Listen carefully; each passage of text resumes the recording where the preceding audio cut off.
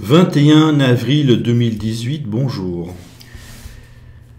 Nous avons une nouvelle grève étudiante, nous avons une nouvelle réforme de l'université et cela provoque les habituelles grèves étudiantes qui ont lieu quelle que soit la qualité de la réforme. Mais cette fois-ci, on a de grandes différences chez les jeunes. Les lycéens sont amorphes, on a simplement 15 universités bloquées au lieu des 50 à 60 que l'on a habituellement. Vous avez aussi un début de résistance frontale à la gauche ou aux gauchistes de la part des autres étudiants et un État qui me paraît intervenir plus qu'auparavant pour mettre fin à des occupations d'université. Vous avez en plus un délire verbal des gauchistes, c'est-à-dire que les gauchistes n'ont vraiment rien d'intéressant à dire. Donc en conclusion, donc on a j'ai une impression d'affaiblissement énorme de la gauche chez les jeunes étudiants.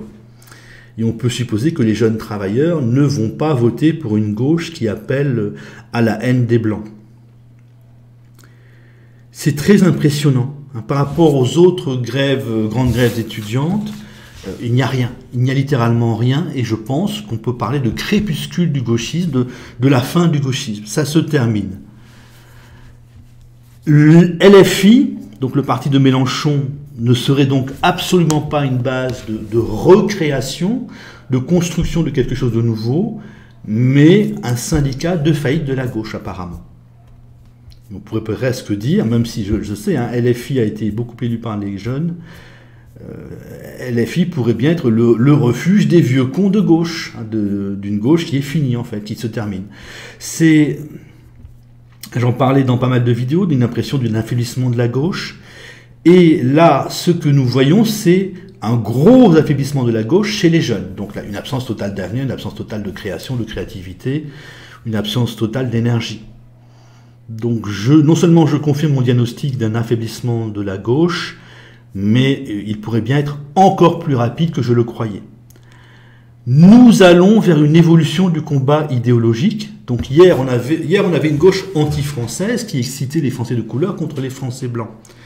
Eh bien, apparemment, cette gauche-là s'affaiblit énormément, n'aura plus de poids et est remplacée par les macroniens qui, en gros, n'en ont rien à faire finalement, qui ne vomissent pas la France, mais qui laissent la situation s'aggraver sans arrêt, qui laissent la délinquance exploser, l'islam radical progresser, l'immigration arriver. Je ne sais pas si on peut dire l'immigration arriver. Donc, qui laissent la situation s'aggraver, mais sans dire aux immigrés, haïssez la France et les Français. Voilà, ça change beaucoup les choses. On va vers un camp de l'indifférence. Ceux qui vont bien seront indifférents, pendant que les autres, donc les identitaires, les patriotes, les noirs racistes, les noirs et les beurs racistes et les musulmans, pourront beaucoup plus librement, en quelque sorte, se haïr, se compter. Finalement, il n'y aura plus la gauche pour servir de parasite. Et ça devrait quand même changer pas mal l'atmosphère en France, l'état d'esprit en France. Pour les commentaires, je vais masquer tous les commentateurs méprisants, insultants et qui n'argumentent pas.